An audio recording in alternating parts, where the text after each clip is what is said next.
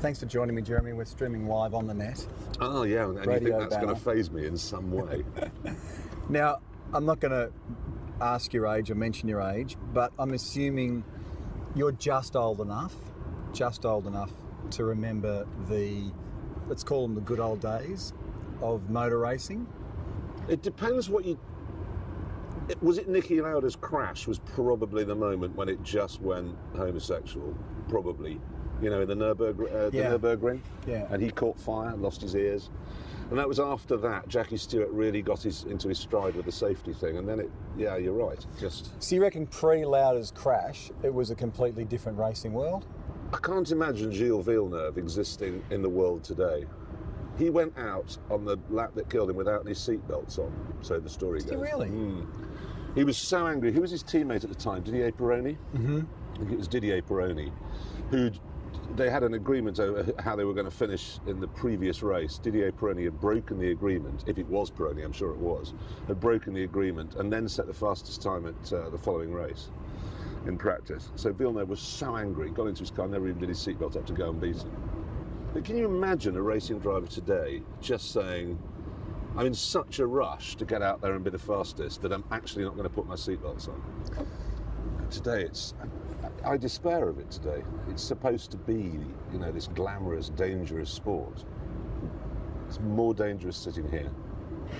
But don't you reckon, but each driver would say the same thing? Like if you ask a Nico Rosberg, if you were to sit him next to Sterling Moss and say, this guy raced when it was dangerous, well, Nico could rightly say, yeah, but he didn't have to have the reflexes that I have to have. What? He's got traction control. They just sit. But in terms of the speed at which everything's happening, it is a completely different animal. I would say that Sterling Moss, and this is way before my time, Sterling Moss had it much tougher. And in terms of reflexes, feeling what those are, I've driven some. Have you ever driven those? You know, as it moves, it's no point thinking, well, the traction control will get there. You've got to get it, and you've got to know how much opposite lock to put on. You've got to know how to balance the throttle. You've got to know all of those things. And you've got to remember in those days as well, the difference between when they were going 11 tenths and 9 tenths was immense. You used to be able to go from the back of the field to the front just by being committed. No, I disagree. I think that the reflexes of people like Sterling Moss would have been more impressive than Nico Rosberg's today. Well, who knows? Nico Rosberg could be brilliant. We don't know because the car is masking everything. The electronics are so much quicker than anybody's brain. So how much better do you think the racing would be without, what would you take away? Traction control, traction control, stability, for sure. ABS? I'm not scientifically minded enough to know how to get to mend the aerodynamics, but they have the aerodynamics committee now in Formula One, and they're looking at ways of removing whatever it is that means that the car behind can't follow closely. I agree, by the way. I mean, I think olden days and events like Targa Florio, Mille Miglia was really where it was at for drivers. Would you agree?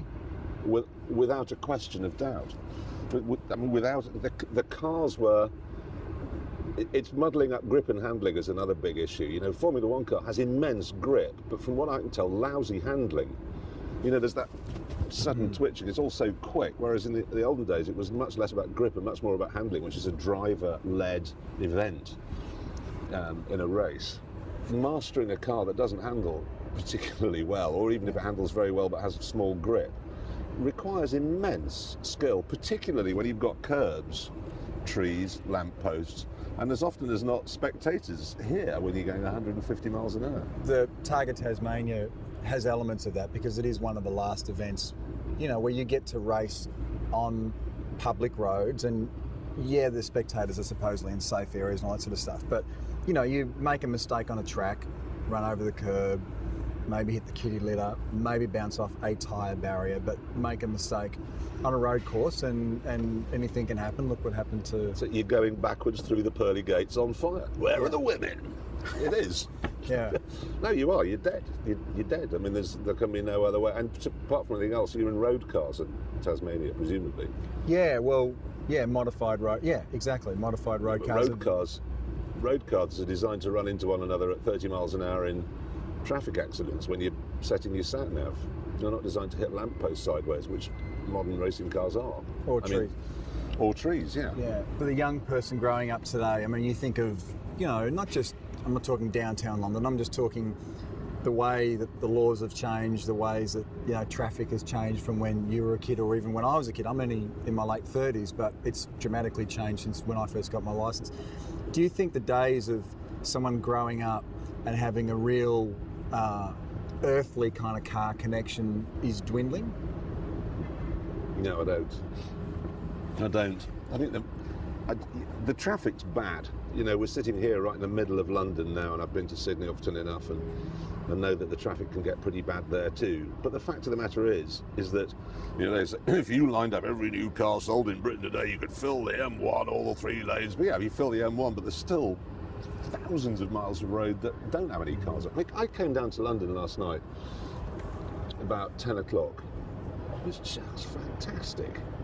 You occasionally come along a car, drop it down into 3rd floor, you're braking into the corners, you're feeling that sensation of the whole car moving around underneath you.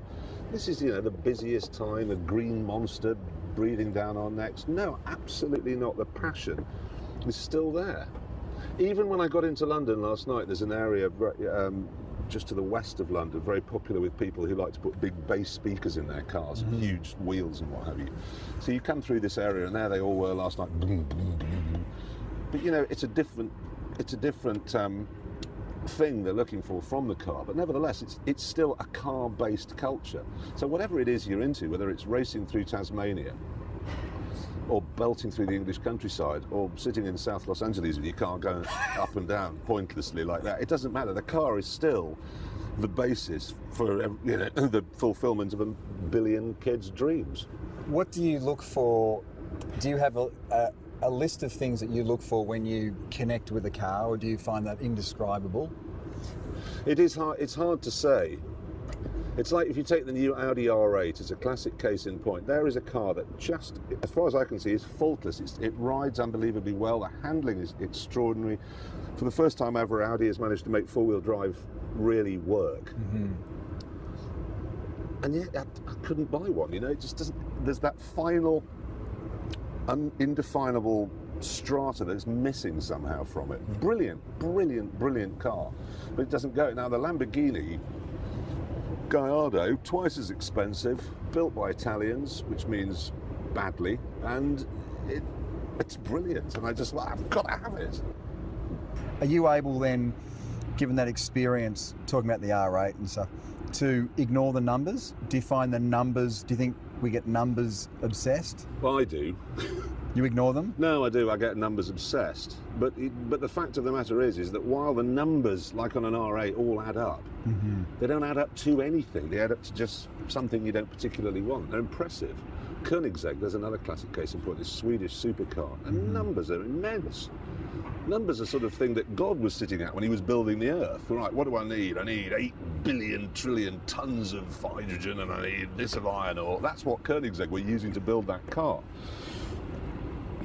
Don't want one. The 911, you're a 911 fan, aren't you? I do like 911s, but I do prefer XB GT coupes.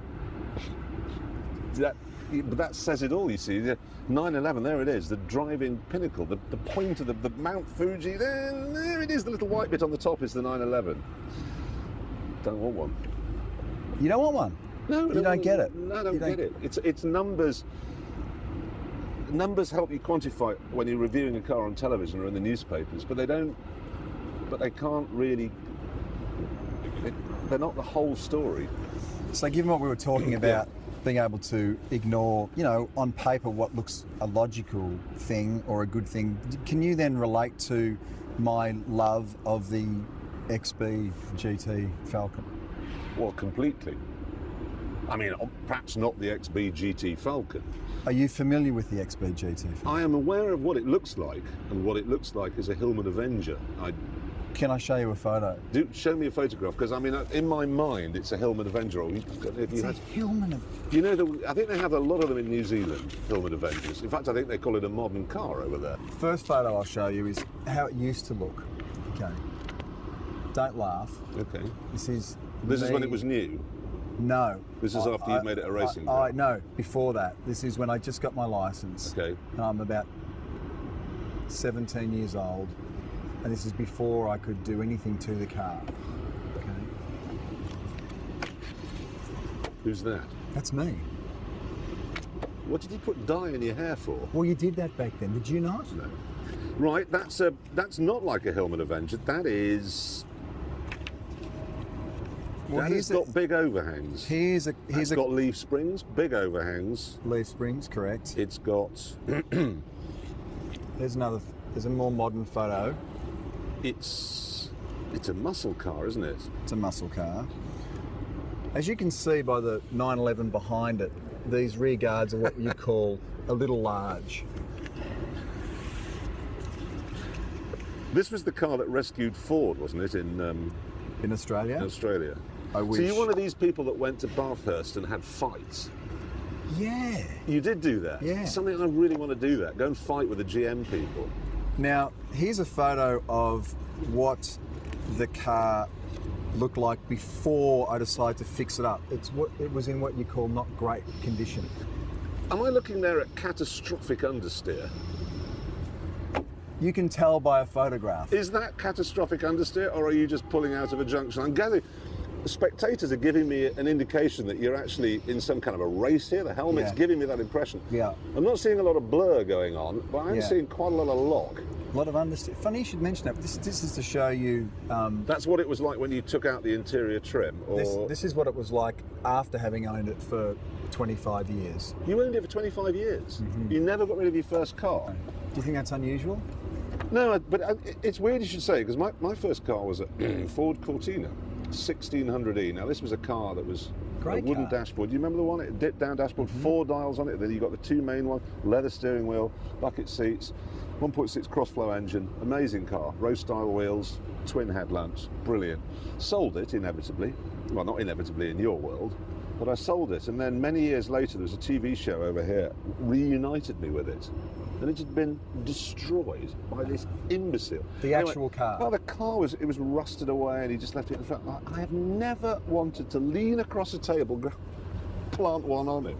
Do you have any idea how much love and attention I lavished on that thing? And you've just let moss grow in it. So I'm interested. You should have hung on to a car for 25 years.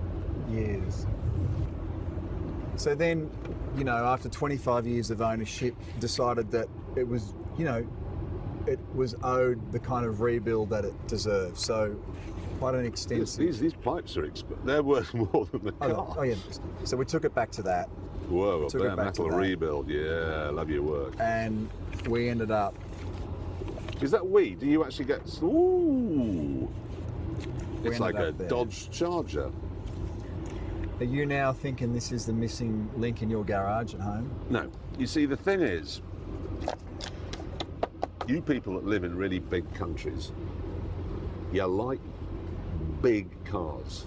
But I have driven a great many muscle cars. Mustang 390 GTs, Hemis, Roadrunners, even big Corvettes, Callaway Corvette twin turbo. Mm-hmm. They're all crap. To drive. Immensely powerful. They make a great noise and they look wonderful. And I look at that and go, "Ooh, yeah." And I also love the Pirelli P7 look-alike tyres. And I like your wheels. I like the deep dish wheel. You see, I like that very much. You ready for this one? Look at this. Yeah. I can see the visual. Honestly, I can see exactly. There it is plain. No. I bet when you get home and you get into that, do you keep it at home? Sometimes. Not all the time. Close the door. You feel pretty good and start it. It's a V8, obviously. It's 600 horsepower, 408 Windsor, yeah. 600 horsepower, so broadly the same as you would get in a Ferrari Enzo. Thereabouts. So 600 horsepower and leaf springs. Yeah, well, the category I race in, you have to keep the original suspension, pickup points and geometry. Are you mad? I didn't think I was. But then this happened. Well, now you see, I could have predicted that. No, See, what you did there was you put 600 horsepower in a car with leaf springs, and then you went racing in it. So do you think that part of what occurred there is that I've confused, because what's happened in my life is that I've had this car forever. I've grown up thinking that it was always a great handling car until the day that I actually drove a great handling car. Yeah. And then I realised, no, I just love that car. Yeah, but it's sure. not a great driver's car. And then I thought, well, I'll drag it, kicking and screaming, into a profile of a great handling car. Spent a lot of time, a lot of money, a lot of patience developing the car.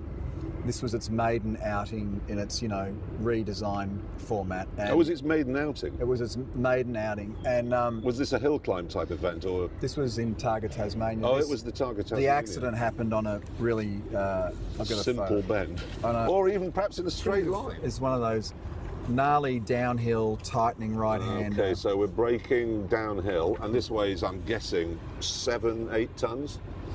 Something two. in the order of. Is it really still 2 tons, even though it's stripped out racer? Yeah, with me and Tony on board, my navigator, we weighed in at 1,900 kilograms. So just shy of 2 tons. Yeah. And so you're trying to stop that with 90. What year is this? 1974. 74 brakes. Are they 74 brakes? No, I updated the brakes. Okay, should have Yeah. updated them maybe more. Because it's hard to pull one up, as I'm sure you know, 2 tons of metal rolling downhill. So you went through. Is this you here? Yeah, this is. I can show you the actual. So if you did this in the UK now and hit that, you would be arrested for damaging. This now in Britain is punishable by death. That and shooting the Queen, hurting a tree. Can you understand what I've tried to do? Yeah. I did not want to part with this car. In the same way that I'm sure you wish you had have hung onto your I do. Cortina or your Escort. Yeah. Are you familiar with the Gate Guardian? No. If you go past, what are they called? RAF, Royal Australian Air Force, presumably, RAF isn't it? or Yeah. whatever, yeah. RAF. If you go past RAF bases in Australia, do they have like planes on plinths outside? Yeah. Some cars, I've decided, are born to be put on a plinth. And now, my old Ford GT, when I say old, obviously it's relatively new, that car was specifically designed to go on a plinth. It was not designed to go on the road. It was a beautiful, beautiful thing. You'd stand and go, that's mine! But then unfortunately you go, that's mine! And I'd get in it and then it wouldn't work. And then you'd have to call the tow truck and then it would bring it home. What I should have done on day one was put an enormous steel plinth somewhere down by the gate, a bit of an aggressive angle, and just put it there. And then I could have, that's mine! And there would have been no chance of ever actually going for a drive in it. Look at that! A lot of cars are like that. They really are. I can give you, why I know why you've done what you've done is recently for Top Gear, we had to go to America. We were given $1,000, I think it was, US dollars, to buy a car, and then we had to drive it from Miami right the way up through Florida and Alabama and to New Orleans. And I bought this Camaro. It was a V8 Camaro. Absolutely shot when I got it. Brakes had it, power steering pump had it, an alarming clonking from the front suspension. The steering wheel was coming off. It was there was a dead body in the back. It was just appalling. And it got progressively worse. Inevitably, the air conditioning wasn't working in August in the southern states. When I got to New Orleans, I loved that car more than I loved pretty much life itself.